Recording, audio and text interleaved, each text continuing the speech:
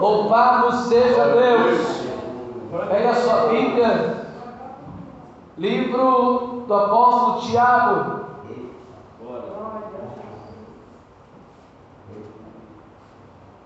Tiago, capítulo 4. Vamos ler a partir do versículo 1. Aleluia. Aleluia. Glória a Deus. Glórias a Jesus. Tiago, capítulo 4, versículo 1. Diz assim a Bíblia Sagrada, todos encontraram? O título da minha Bíblia diz o seguinte: devemos resistir às paixões. Versículo 1. De onde vêm as guerras e pelejas entre vós? Porventura, não vem disto, a saber, dos vossos deleites, que nos vossos membros guerreiam? Cobiçais e nada tendes? Sois invejosos e cobiçosos e não podeis alcançar. Combateis e guerreais e nada tendes? Porque não pedis? Pedis e não recebeis, porque pedis mal, para o gastardes em vossos deleites. Adúlteros e adúlteras, não sabeis vós que a amizade do mundo é inimizade contra Deus? Portanto, qualquer que quiser ser amigo do mundo constitui-se inimigo de Deus. Ou cuidai vós, que em vão diz a Escritura: o Espírito em que nós habita tem ciúmes? Antes, dá maior graça. Portanto diz: Deus resiste aos soberbos, dá porém graça aos humildes. Sujeitai-vos, pois, a Deus, resisti ao diabo, e ele fugirá de vós. Chegai-vos a Deus, e ele se chegará a vós. Limpai as mãos, pecadores, e vós de duplo ânimo, purificai o coração, senti as vossas misérias, e lamentai e chorai. Converta-se o vosso riso em pranto, e o vosso gozo em tristeza. Humilhai-vos perante o Senhor, e Ele vos exaltará. Somente até aí. Levanta as mãos com a Bíblia como queira. Liga o seu pensamento diante de Deus nesta noite. Aleluia. Vamos pedir ao Senhor que venha falar aos nossos corações. Oh, aleluia. Louva o Senhor nesta noite. O Senhor da ceifa está chamando. Quem quer ir por mim a procurar? Almas que no mundo vão chorando, sem da salvação participar. Fala, Deus, fala, Deus, toca-me com brasas do altar.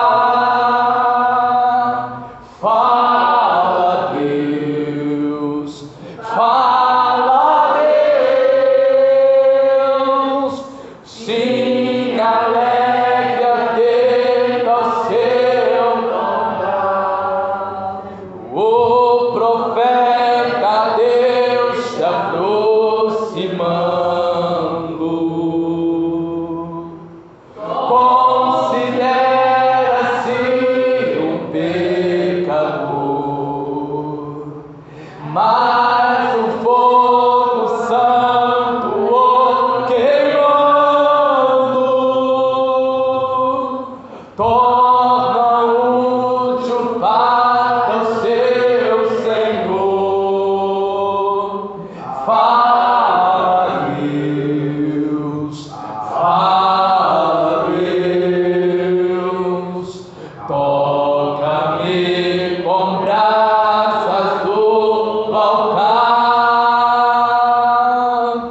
Fala, Deus, fala, Deus,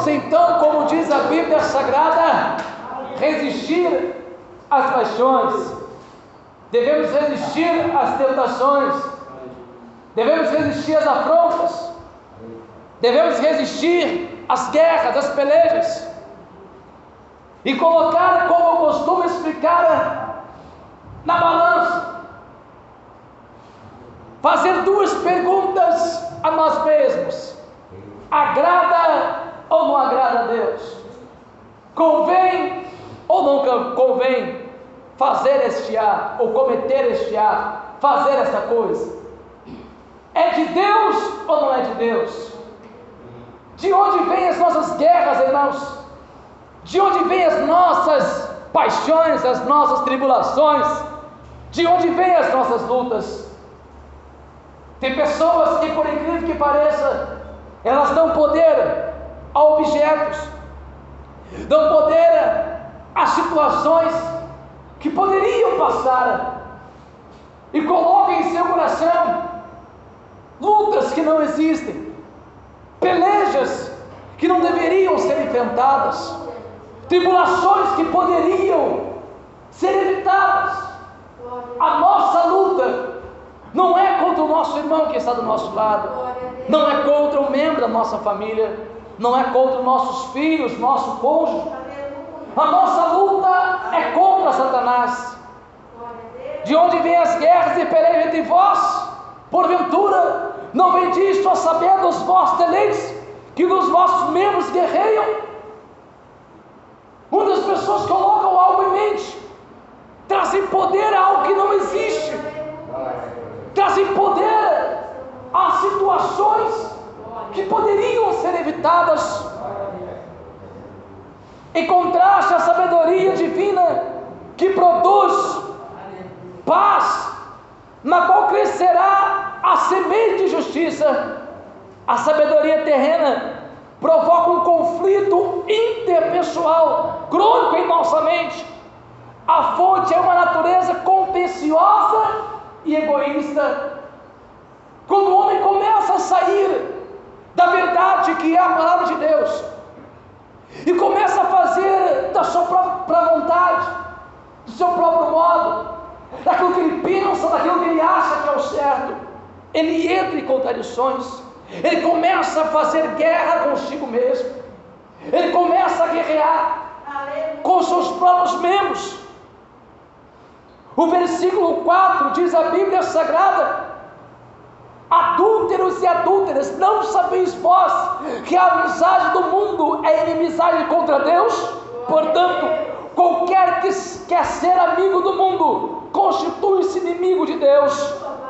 Ou cuidai vós que, em vão diz a Escritura, o Espírito em que nós habita tem ciúmes. Adúlteros e adúlteras são termos metafóricos no Antigo Testamento para aqueles que violam seus votos de amar e servir a Deus. Em vez disso, seguem seus ídolos. O relacionamento ilícito com o mundanismo resulta em estranhamento e hostilidade com Deus. A atitude de um servo de Deus, a atitude de uma serva de Deus precisa ser diferente do mundo. Não podemos achar que as nossas atitudes têm que ser semelhantes ou iguais. E quando a Bíblia chega a dizer que adúlteros e adúlteras cometemos sim diante de Deus este ato, uma vez que deixamos a vontade de Deus de lado ao fazer a vontade do mundo. Quando deixamos a vontade do Senhor de lado e fazemos a vontade do mundo, a Bíblia é clara ao dizer e nos chamar de adúlteros. Aleluia. As guerras, as pelejas que vêm contra a nossa vida somos nós mesmos que inventamos e culpamos muitas das vezes a igreja. Se o ser humano não conseguir entender, irmãos, a sua dependência de Deus, se nós não conseguirmos entender que Ele não precisa de nós para nada, somos nós que somos dependentes dEle. Nós somos limitados. Deus é eterno.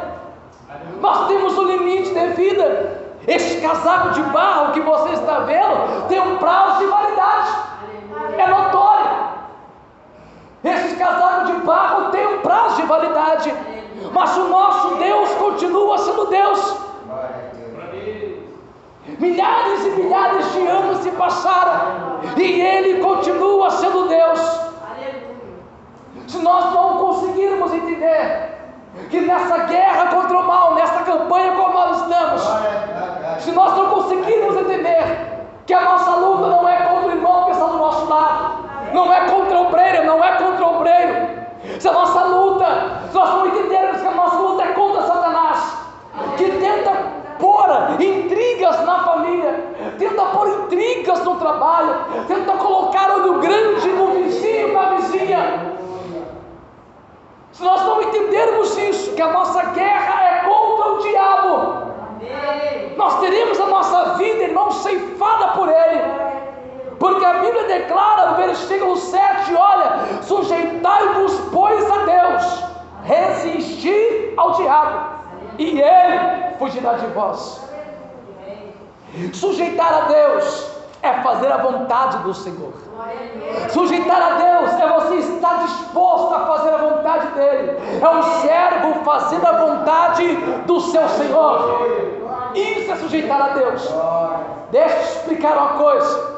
Resistir ao diabo, resistir ao diabo não é você ficar parada, não é você ficar parado. Ah, pastor, eu estou com o meu escudo da fé, eu estou com a minha couraça da justiça. Oh, meus irmãos, a palavra resistir dá a ideia de alguém que se defende e avança, alguém que se defende e avança. E o exército tal, ele resistiu ao exército tal. Então, ou seja, eles defenderam e avançaram. De que maneira nós vencemos esta peleja? De que maneira nós vencemos a guerra contra o diabo?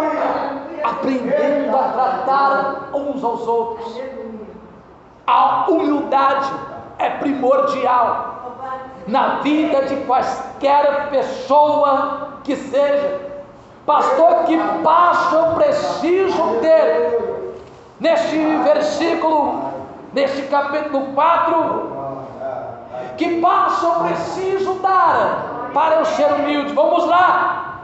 A verdadeira fé, ela é humilde, não é orgulhosa. Nós somos melhores. E a humildade é o oposto do egoísmo, o oposto do orgulho e ambição egocêntrica que caracterizam este século mau em que vivemos. Oi, irmãos, eu estava agora abastecendo no posto e eu vi uma cena assim interessante. Haviam 4 veículos abastecendo e 3 jovens frentistas para poder abastecer cada carro. Eu coloquei o meu carro numa distância, ou seja, numa outra bomba que não atrapalhava ninguém. E um jovem pega o carro dele, um carro grande, aparentemente caro, na verdade, dá a volta, coloca do lado do meu carro e fica ali 1, 2, 30 segundos. Em 30 segundos ele começa a buzinar. Como é que é? E aí, como é que vai? Vai ou não vai? Abasteceu ou não vai? Mas tinha 4 carros na frente dele e mais o meu. Olha o orgulho das pessoas. Aonde chega? Os meninos tranquilos, irmãos, ninguém se apavorou. Os meninos estão lá abastecendo, aí passava lá o cartão, pegava o valor ali, e assim por diante. Aí depois que abasteceu o meu, ele foi lá, abasteceu o carro do rapaz. Nós vivemos essa situação, vivemos esse orgulho, vivemos esse egocentrismo em nosso meio. Um cliente chegou essa semana para mim. Ele subiu no ônibus, não deu um bom dia, não deu uma boa tarde, não deu nada. Ele chegou 4 horas da manhã, era 4h50 da manhã. Ele pegou a carteira, fez assim na minha frente assim. Ele não, ou seja, eu estou tentando ver, né? Botou assim mesmo. Faltou um palmo, irmãos.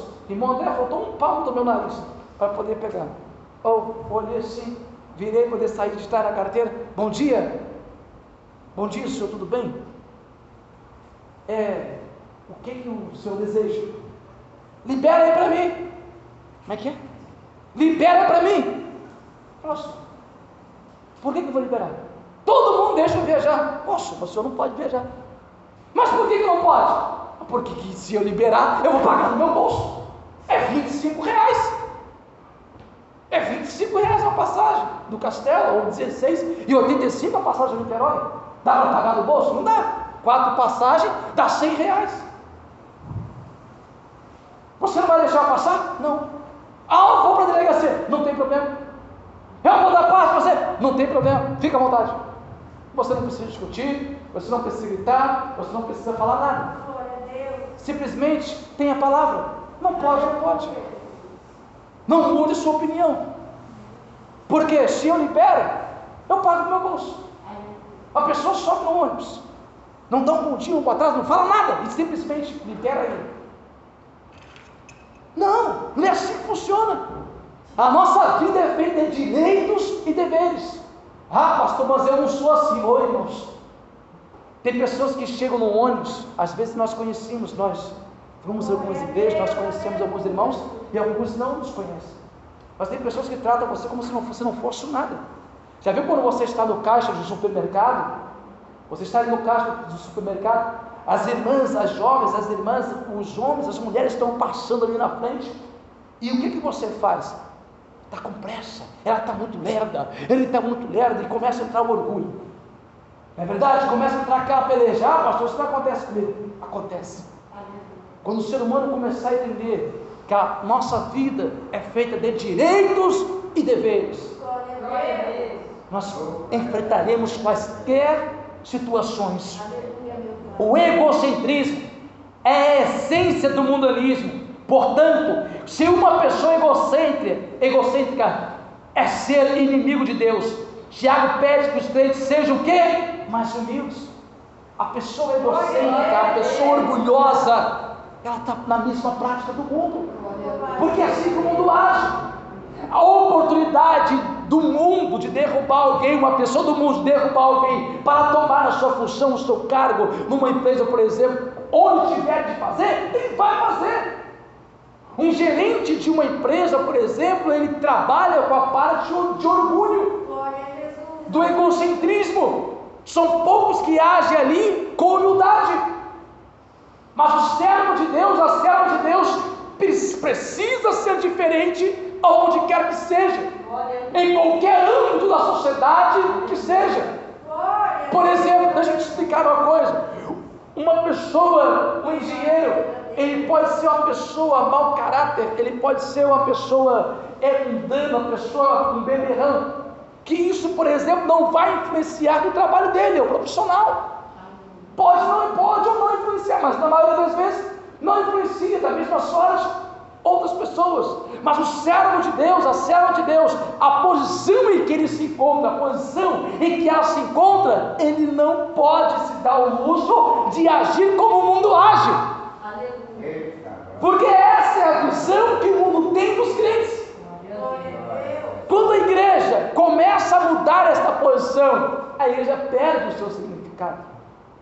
O que mais se vê aí, irmãos, aí fora? Pastor, esse irmão está pregando doutrina, nós estamos no culto de libertação. Se nós não conseguirmos entender isso, que nós temos que nos libertar do nosso ego. Pastor, eu vou onde eu estou feliz, onde eu vou me agradar. Deixa eu explicar uma coisa. Você vai aonde você estiver na dependência de Deus. O slogan da igreja, a placa da igreja, o CNPJ da igreja, isso é notório. Não pode salvar você, é sério, é correto, isso não pode.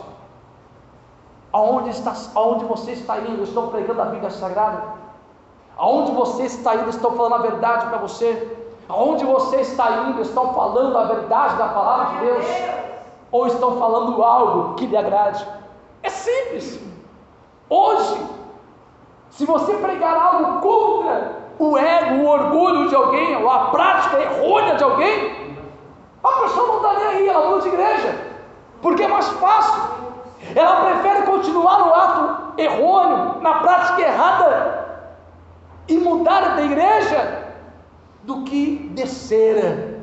Precisamos aprender a descer, a ser humildes, abandonar o nosso erro, abandonar o nosso pecado e nos aproximar de Deus. Você viu os passos para desenvolver a humildade, mas vamos lá. O que eu preciso fazer, pastor? Renuncie os conflitos, recuse discussões desnecessárias, brigas pessoais, procure estar em paz com os outros, preferindo eles a você mesmo. Aprenda a tratar os outros, não se coloque acima de ninguém. A Bíblia é clara ao dizer que cada um considera os outros superiores a si mesmo. Não somos inferiores, não somos superiores a ninguém, mas nós temos que olhar para o irmão com humildade, descer. Aleluia! E somos os passos para nós alcançarmos a humildade.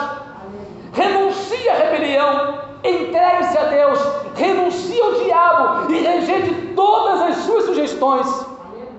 Lembra? Capítulo 4, versículo 7, sujeitai-vos, pois, a Deus, resistir ao diabo e ele fugirá de vós. Eu tenho que rejeitar todas as propostas de Satanás, todas, rejeitar tudo aquilo que ele coloca na minha frente, rejeitar todas as suas sugestões, porque o diabo dá sugestões. Vamos parar o ministério dela, vamos parar o ministério dele. Pastor, na minha casa só tem eu de crente. Vamos colocar algum impedimento para ela parar de vir para a igreja. Vamos parar este culto. O inimigo coloca sugestões, mas nós temos que analisar. É de Deus ou não é de Deus eu prestar o culto a Ele? Analise. É de Deus ou não é de Deus eu vir me aproximar de Deus? Apresse algo, irmãos. Lembra que eu disse que muitas pessoas preferem mudar de igreja do que abandonar o pecado?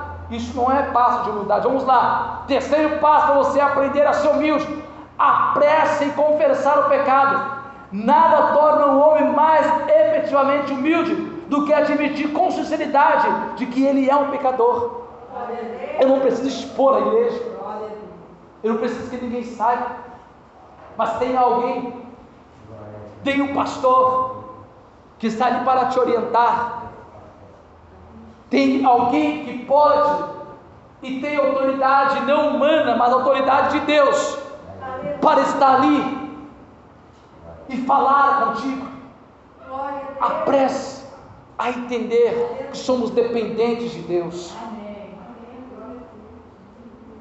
Quinto passo: expresse dependência contínua em Deus. O espírito independente entra em guerra com a humildade divina. Lembra? Porque, irmãos, temos que nos despir desse orgulho, dessa soberba.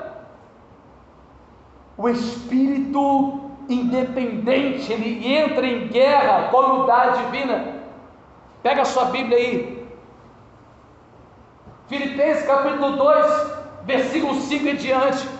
O que diz a Bíblia? De sorte que haja em vós o mesmo sentimento que houve também em Cristo Jesus, que sendo em forma de Deus, não tem por usurpação ser igual a Deus, mas aniquilou-se a si mesmo, tomando a forma de servo, fazendo-se semelhante aos homens, e achado na forma de homem, humilhou-se a si mesmo, sendo obediente até a morte, e morte de cruz, pelo que também Deus o exaltou soberanamente, e lhe deu